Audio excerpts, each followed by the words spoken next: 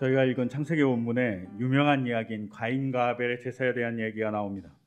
이 이야기에 우리의 오해가 몇 가지 있습니다. 그중 한 가지가 뭐냐면 가인의 제사를 받지 않으셨다는 그 하나님의 표현에서 하나님께서 가인을 거부하셨다라고 생각하는 겁니다. 가인을 내쳤다라고 생각하는 겁니다. 하지만 하나님은 가인의 제사를 받지 않으신 다음에 오늘 읽었던 창세기 4장 5절에서 7절까지의 말씀을 합니다.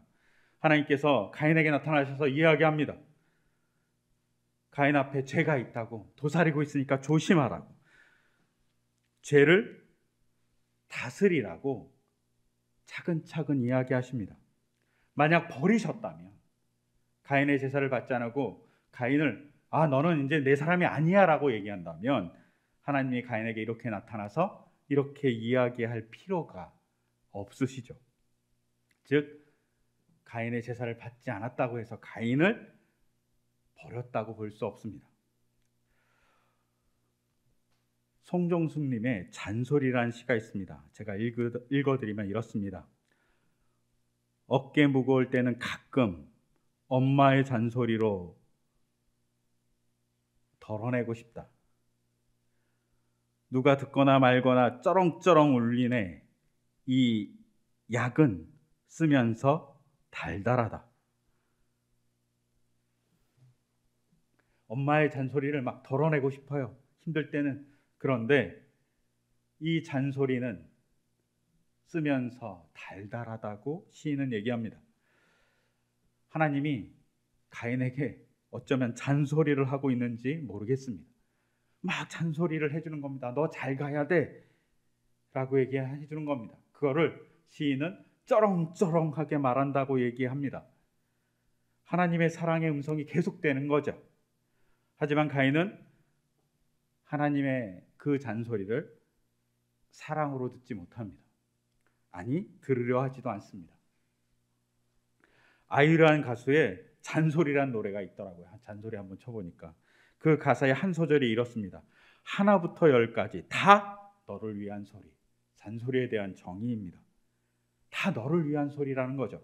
근데 그 너를 위한 소리가 정말 귀찮고 짜증나는 소리로 가인은 들리는 겁니다. 그래서 듣지 않습니다. 콧등으로도 반응하지 않습니다. 근데 우리가 이 본문을 읽으면서 우리가 중요하게 볼 건 뭐냐면 하나님이 가인을 포기하지 않는다는 겁니다. 우리가 이런 얘기 하잖아요. 고슴도치도 제 자식은 예쁘다고. 하나님께서 가인이 아벨을 죽인 다음에도 포기하지 않습니다. 가인이 이렇게 얘기합니다. 하나님, 제가 땅에서 유랑하게 되면 사람들이 나를 죽이면 어떡합니까? 얘기하니까 너에게 표를 줄게. 그 표가 뭔지 모릅니다. 근데 그 표에 의미는 있습니다. 그 표를 보는 사람들은 가인을 해하면 7배의 벌을 받는다는 것을 압니다. 7배의 벌은 7족을 멸한다는 의미이기도 합니다. 가인을 해치면 7족이 멸해지는 겁니다. 무섭죠?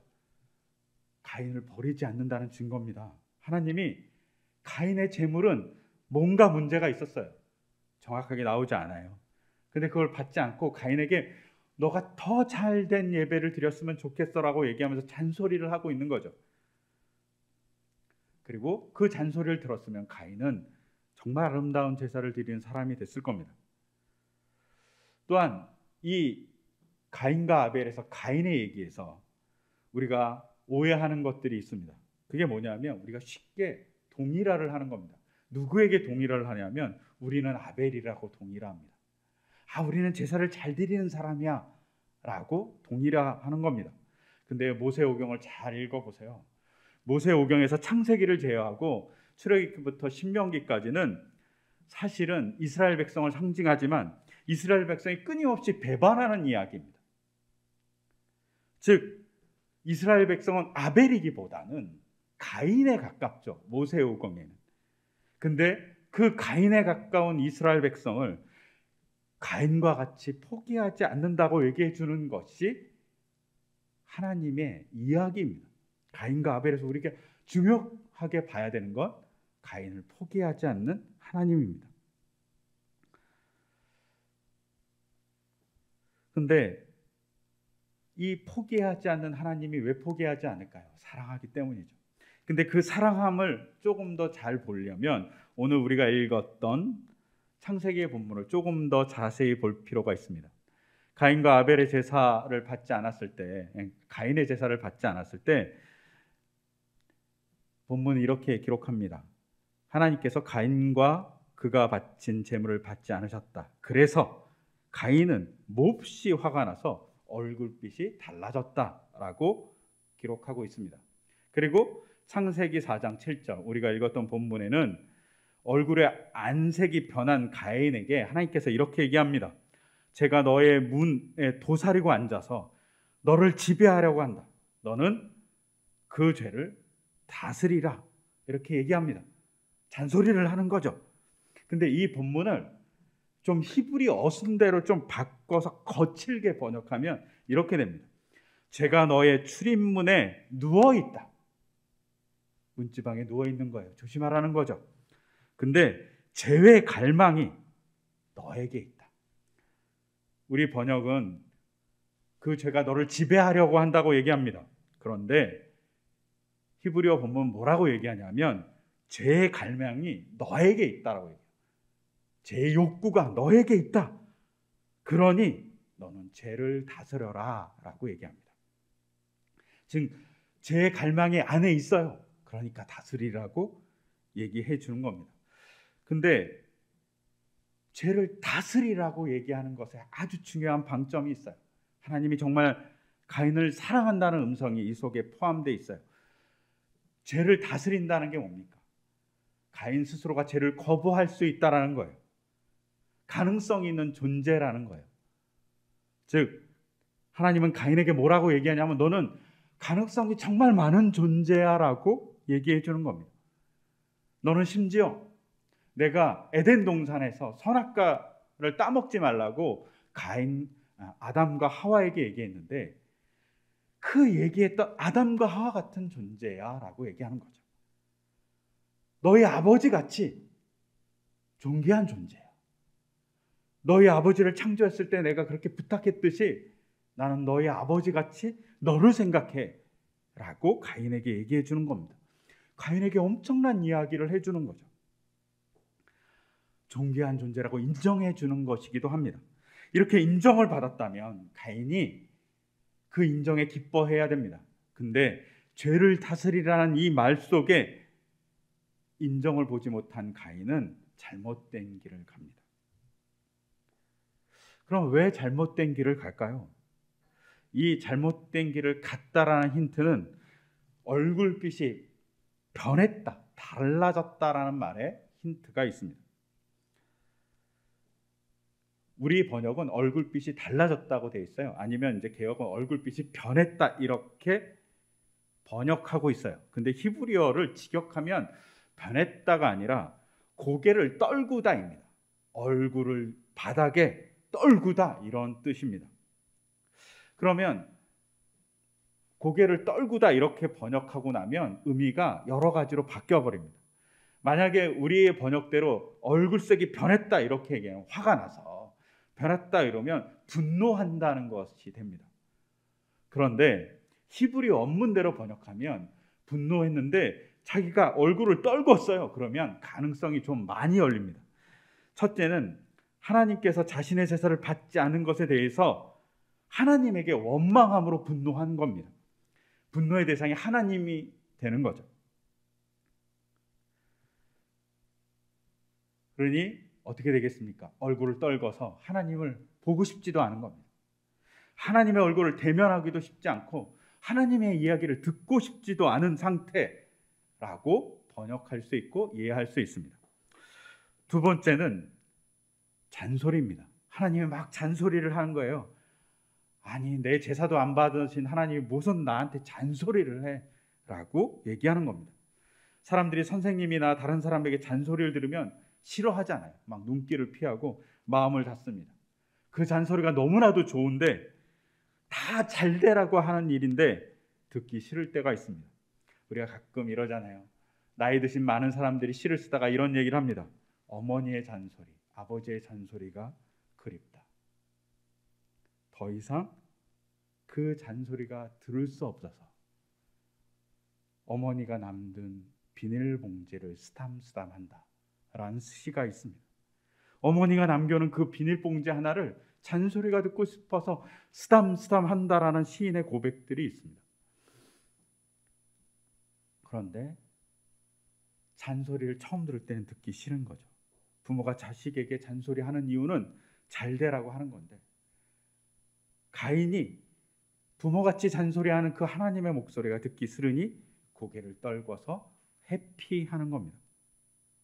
이것이 두 번째 고개를 떨군 이유일 수 있습니다.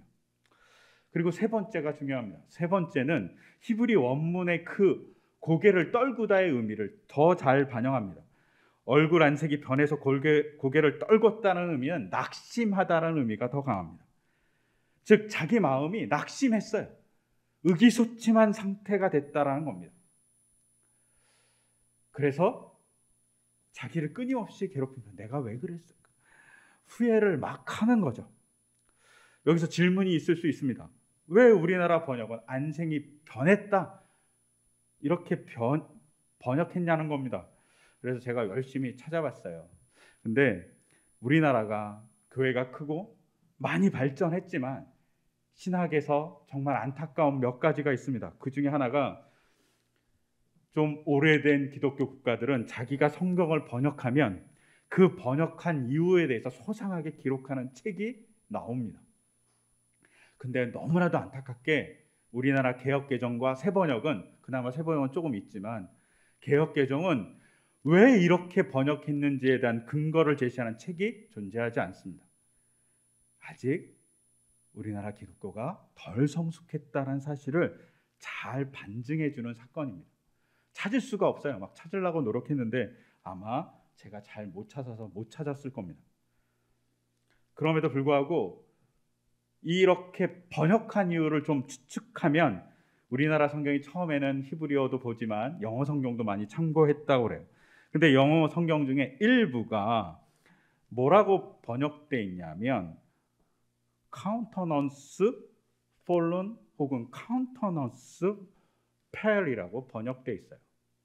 이 말이 뭐냐면 원래는 countenance 얼굴이잖아요. 근데 이 얼굴이 fallen 떨어졌다 이런 말이긴 한데 이게 수거가 되면 어떻게 되냐면 얼굴 안색이 변하다라는 의미로 수거화되어 있습니다. 그러니까 그냥 수거대로 번역했을 가능성이 많아요. countenance fallen을 그냥 수거로 안색이 변했다 이렇게 번역한 거죠. 그래서 카톨릭에서 번역한 성경은 그냥 얼굴을 떨구다라고 번역합니다. 그것을 제외하고는 대부분의 성경은 우리나라는 안색이 변했다라고 성경을 번역하고 있어요. 이 부분에 있어서는 조금 고민해 봐야 될 부분이에요. 근데 저 개인적으로는 이 번역, 안색이 변했다보단 얼굴을 떨구다가 훨씬 나은 번역이라고 생각합니다. 그런데 얼굴을 떨궜어요. 세 번째 뜻, 낙담한 거죠.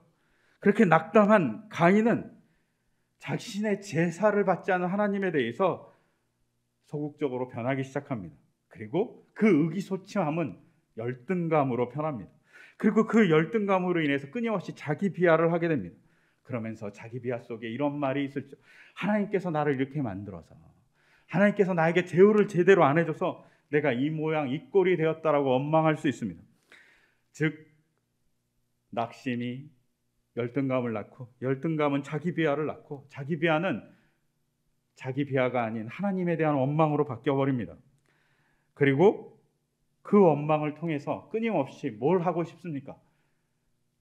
갈망이 생깁니다. 그 갈망은 동생 아벨을 이기는 겁니다. 그래서 7절에 뭐라고 얘기하냐면 죄가 너를 지배한다고 얘기하는데 히브리어 원문은 죄의 갈망이 너에게 있다라고 해요. 너의 안에 있다. 즉 가인에게는 아벨을 이기고 싶은, 혹은 하나님에 대한 원망에 대한 갈망만, 원망만, 소망만 존재하는 겁니다. 그러니까 그 욕망이 점점 자신을 수렁에 빠뜨리는 일이 발생한 거죠. 그것을 보고 있는 하나님이 7절에서 마지막에 이렇게 얘기합니다. 내가 너의 갈망을 봤다고. 너의 안에 있는 그 아픔을 봤다고. 그러니까 너는 그 죄를 잘 다스리라고 얘기합니다. 너의 갈망이 죄가 될 수 있다고. 그러니까 잘 다스려라고 얘기하는 겁니다. 이 잘 다스려라는 말이 너는 죄에 맞서라는 이야기가 됩니다. 죄를 맞서. 굳건하게 서서 죄를 이겨라고 얘기하는 겁니다. 그런 존재가 될 수 있다라고 얘기해 주는 거예요. 너는 뭐랑 싸울 수 있는 존재냐면 죄랑 싸울 수 있는 존재라고 얘기합니다. 이것을 베드로전서 5장 7절에서 9절까지 조금 확대합니다. 뭐라고 얘기하죠? 믿음에 굳게 서서 뭐랑 싸우냐면 악마를 맞서 싸우십시오라고 얘기합니다. 즉 그리스도인은, 하나님을 믿는 백성은 악마랑 싸워서 이길 수 있는 사람이라는 거죠. 이것을 더 발전해서 에베소서 6장 우리가 잘 아는 하나님의 전신갑주가 있습니다. 그 전신갑주를 입으라고 얘기하죠. 그러면 사도가, 우리는 믿음의 사도를 보면 슈퍼히어로 같잖아요. 그런데 그런 사람과 같이 기본적인 기독교인들이 죄 혹은 악마에 싸울 수 있는 존재가 된다는 겁니다. 근데 이 전신갑주가 뭘 하라고 얘기하냐면, 전신갑주의 첫 번째가 뭐냐면 진리의 허리띠입니다. 아마 바울은 로마의 군사를 보면서 전신갑주에 대한 이야기를 한 것 같아요. 근데 이 허리띠라는 게 뭘 하는 거냐면 갑옷과 몸과 밀착시켜주는 겁니다. 갑옷이 벗겨지지 않게 만들어주는 거예요. 아무리 갑옷이 튼튼해도 막 뛰다가 벗겨지면 소용이 없잖아요. 그러니까 갑옷을 단단하게 붙여주는 것, 혹은 무기를 단단하게 붙여주는 것이 바로 허리띠입니다. 근데 이 허리띠를 뭐라고 얘기하냐? 진리라고 얘기합니다. 우리에게 진리는 뭘까요? 하나님이 우리를 사랑한다는 겁니다. 예수님이 나를 위해서 십자가를 지시고, 그리고 성령님께서 우리에게 끊임없이 간섭해 준다는 것이 진리입니다. 근데 그 진리가 흔들리면 아무리 좋은 갑옷이라도 벗겨질 수 있다는 거죠. 즉 하나님에 대한 사랑에 대한 확신이 중요합니다. 근데 하나님은 그 확신을 주기 위해서 끊임없이 얘기한다는 거죠. 가인에게 가서 얘기합니다. 한번 상상해 보세요. 가인이 제사를 드렸어요. 하나님 받지 않았어요. 화가 났어요. 그런데 가인에게 하나님 직접 찾아와서 이야기해 주는 겁니다. 여러분, 뭐가 나을까요? 내가 막 예배를 드렸는데 하나님이 즐거워요. 좋은 일이죠. 근데 하나님이 나에게 직접 찾아와서 만나줘요. 그리고 얘기해줘요. 뭐가 좋을까요? 저는 하나님 직접 저에게 찾아와서 얘기해주는 게 훨 좋을 것 같습니다. 근데 하나님이 가인에게 그렇게 찾아가서 얘기하는 거죠. 내가 너를 사랑한다고. 너는 정말 가능성을 가진 존재라고. 너는 내가 아담을 만들었을 때, 하와를 만들었을 때 그들을 존귀하게 생각한 것 같이 내가 너를 존귀하게 생각해서 죄와 싸우라고 얘기한다라고 얘기할 수 있습니다.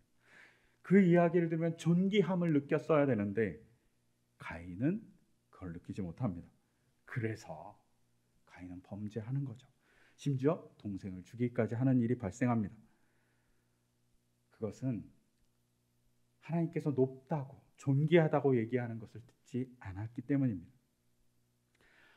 하지만 하나님께서 존귀하고 귀하다고 얘기하는 걸 듣는 사람들이 놀랍게 변화하는 사건을 우리는 예수님의 사건에서 볼 수 있습니다. 오늘 읽었던 마가복음 5장의 거라사의 광인에 대한 이야기가 나옵니다. 거라사의 광인이 미친 사람인 거죠. 그래서 마을 사람들이 쫓아내버렸습니다. 마을 사람들이 다 버린 사람이죠. 그래서 무덤에 살고 산에 들에 삽니다. 심지어 족쇄도 채우고 버린 사람입니다. 그런데 그 사람을 누가 찾아가죠? 바로 예수님이 찾아갑니다. 예수님이 찾아가서 먼저 이야기하죠. 그 사람에게서 나가라고. 귀신과 대적하는 예수님의 모습이 보여지죠. 그것을 통해서 그 사람이 회복됩니다. 귀신 들린 사람을 사람들은 내쫓지만 하나님은 귀신 들린 사람이라도 존귀하게 생각하죠. 예수님은 그 사람을 존귀하게 생각해서 찾아가시죠. 이것이 바로 인간을 존귀하게 생각해서 찾아오시는 예수님의 모습입니다. 귀신이 또한 이렇게 얘기합니다. 예수님이 고치어 주려고 할 때 더없이 높으신 하나님의 아들 예수님, 나와 무슨 상관이 있습니까? 그냥 나를 그냥 내버려 두십시오라고 예언합니다. 상관없다고 얘기하는 거죠. 그런데 예수님은 상관이 있다고 얘기합니다. 너와 나가 관계가 있어. 내가 너를 사랑하는 관계야 라고 얘기해 주는 겁니다. 여러분, 이것이 바로 예수님께서 우리에게 얘기해 주는 사랑의 얘기입니다. 너는 그렇게 존귀해 라고 얘기해 주는 거죠. 특히 예수님 그 존귀함을 나타내기 위해서 뭘 하십니까? 십자가를 지죠.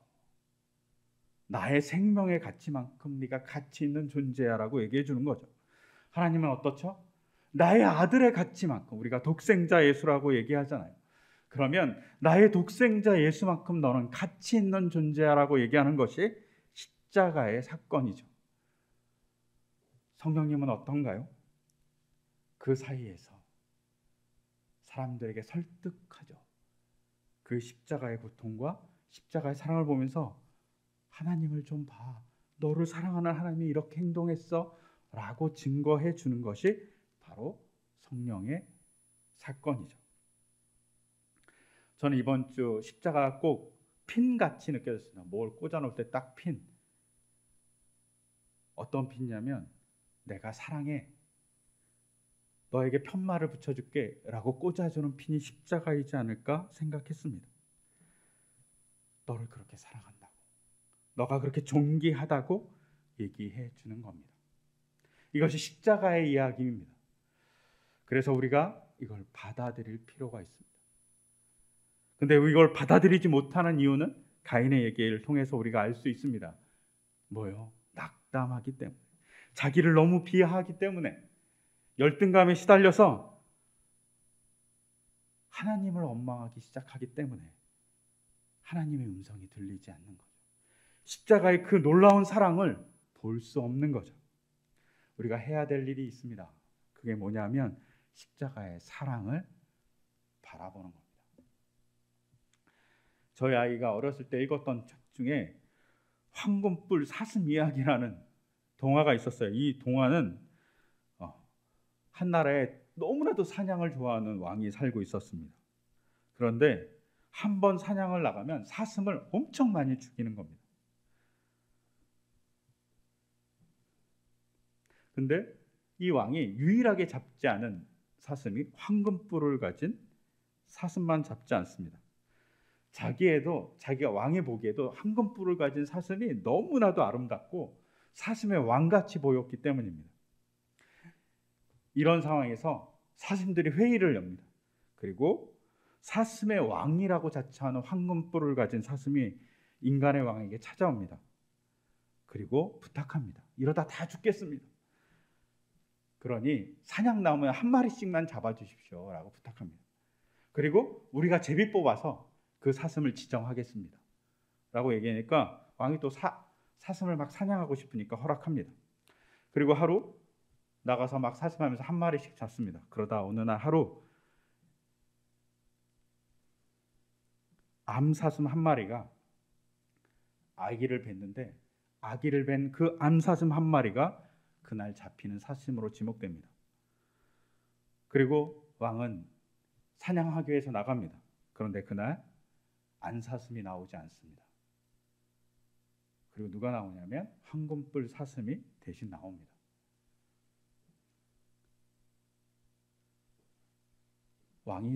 인간의 왕이 사냥을 했을까요? 인간의 왕이 사냥을 하려다 멈춥니다. 그리고 황금뿔 사슴에게 물어봅니다. 왜 너가 나왔냐? 그러자 황금뿔 사슴은 아기를 가진 암 사슴을 내보낼 수 없다. 그는 나와 같은 존재라고 얘기해 줍니다. 귀한 존재이기 때문에 내가 내보낼 수 없었다고.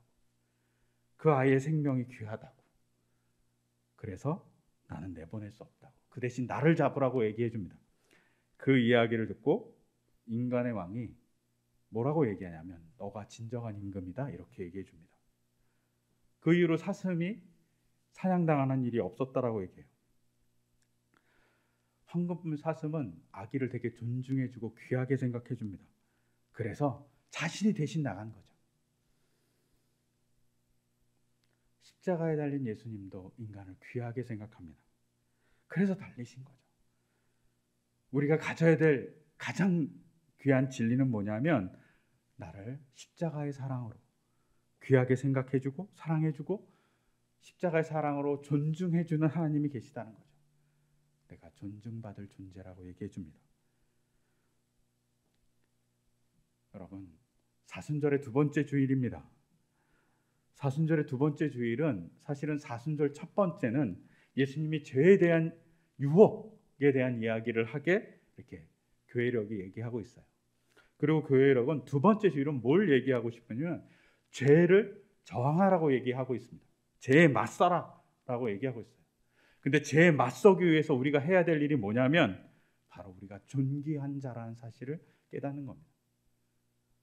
그때 우리는 죄에 맞설 수 있습니다. 아니면 유혹에 맞설 수 있어요.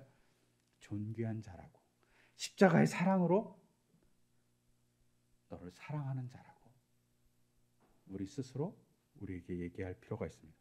그때 우리는 하나님의 사람으로서 살아갈 수 있음을 이야기합니다. 가인의 실패가 우리의 실패가 되지 않은 중요한 포인트는 우리가 하나님의 잔소리를 듣고 그 하나님의 잔소리에서 사랑을 보는 겁니다.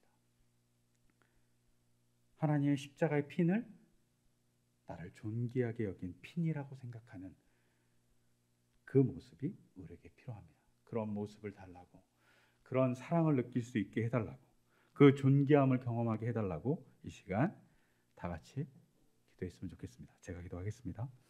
하나님, 가인을 끝까지 포기하지 않으셨던 하나님은 가인에게 포기하지 않는다란 말뿐만 아니라 너는 유혹을 이길 수 있는 사람,